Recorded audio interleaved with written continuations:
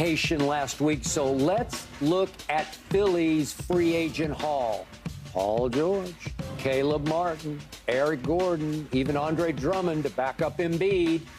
Not bad. So now, Keyshawn, scale of 1 to 10, how big a threat are the Sixers to the Celtics?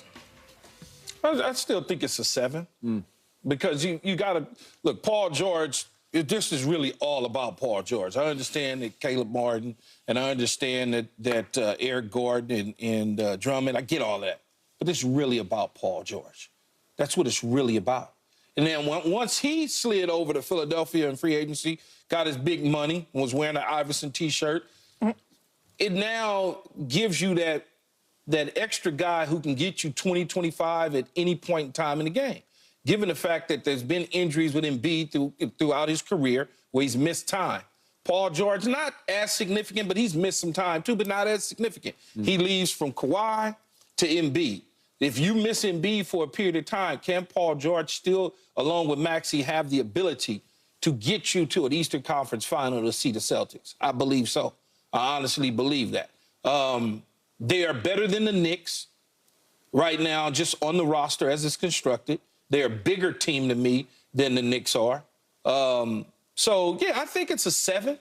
I mean, you can't just say, oh, my God, they just win. It's the dream team. No, it's not like that. The Celtics are ridiculous when you look at their top 6 guys. That's pretty good.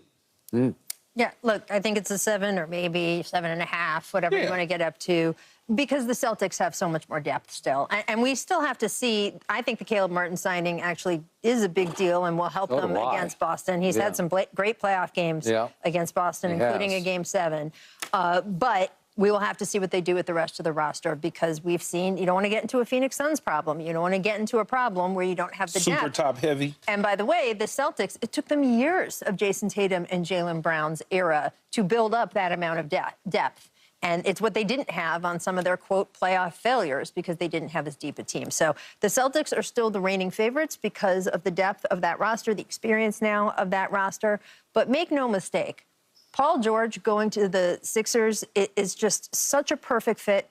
He does the thing that nobody else there does. He allows Joel Embiid now to just be even more of a force on both ends of the floor. It's going to take some of the burden off of Tyrese Maxey, who's only turning 24 years old, and still needs to have someone out there who's a more veteran presence. He can still defend, as you said, Key. I mean, he's not maybe the best defender in the league anymore, but he absolutely can defend at a top level. It is going to be beautiful to watch those guys play basketball together if they can stay healthy. And we just have to see who else they put on the roster. Okay. I'm going to echo Caleb Martin. That was a big deal to me because he'll start for them and play at a very high sort of second level for them. But would you even be having this conversation if it was no Paul George? No, we wouldn't be having this conversation. No. That's why it's all about Paul. It's a two-step process. You got to get both sides. Okay. And I'm going to say this about Tyrese Maxey again. He's about 6'1", and whatever he's got in his heart and soul, he gives you every last ounce every night. And he is really, really good. And he will take and make big shots. He is more the engine to that team than Paul will be, because as gifted as Paul is, I still don't believe he's that guy. I don't believe he's the superstar that you go to in the big moments, in the big games. He's more of a 1A, but he's a really, really good 1A. And yet, I disagree with your takeaway. It's all about Paul George. In the end, for me, this is all about Joel Embiid. And all the pressure is now back on him to be something he has not been so far in his career. That's a different conversation now, Skip. If you're telling me all the pressure's back on him because he needs to win a final and get to the finals and all that, that's correct. But we're talking about did it close the gap and get close to the Celtics? That's where it becomes all about Paul George for me. Okay. When they do play the Celtics, regular season, or if they do meet in the post, the best player on the floor potentially will be Joel Embiid every time, because he's just that he's like in some other world. To be that huge with that touch and be able to just stroke threes. I've never seen it like it. He's like close to a 90% free throw shooter, and he'll shoot the most free under throws. The basket. But when he needs or wants to, he can step out there and just easy swish it. And yet, I know so many in and around that organization. He doesn't take great care of himself. I hope he is in this offseason. Maybe the Olympics will keep him in better shape because he feels like, although I saw some tape of them in practice yesterday, and he looked pretty big. So the point is, when you're that big, it's hard to stay that healthy because your knees are going to give you trouble because you're coming down with such huge tonnage on knees that weren't made to take that kind of a pounding. Right. And he has to sort of play his way into shape most nights, and then he'll have a long spell where he'll be out because the knee is bothering him, and then he'll fall completely out of shape, and you have to sort of play his way back into shape. And sometimes it's a marvel that he gets up and down the floor the way he does. But if he could ever get and stay right through a whole playoff run, I would like their chances. I would go. If you told me, if you could guarantee me that next playoffs he will be 100% sort of mentally and physically right, where he's not going to have a stomach ache or some migraine or something. It's always something in every playoff series.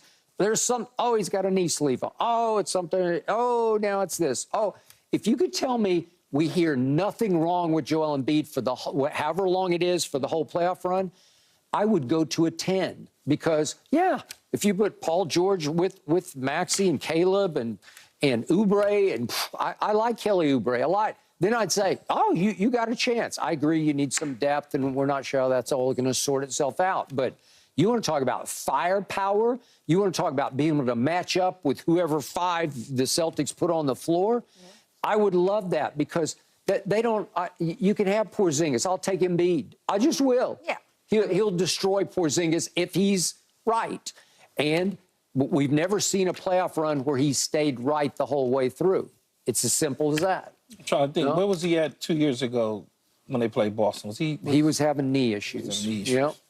But he's always got something going on. Paul George is going to change that equation, though, even the health stuff, because the physical wear and tear that Joel has to take by being the one option with not as good as Tyrese Maxey played last year, with not that level of a 1A as Paul George. Yeah, he's a 1A. It's going to affect games that Joel has to play, maybe a back-to-back that he doesn't need to play anymore because they've got Paul George. It's going to help in-game in terms of the minutes he has to play. Good. It's going to help in-game in terms of the beating that he takes, right? Paul George is going to have to be a pretty good defensive player playing physical against Paul George. That's one less guy to do that against Embiid. So I think his health is also going to benefit from Paul George being there.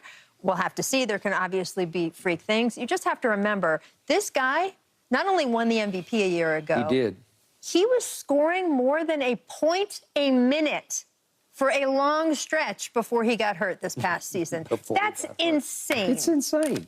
It's insane. He's insanely gifted. So I just think that they're going to be a threat. I think the Knicks will still be a threat if they play with the heart that they did this past postseason.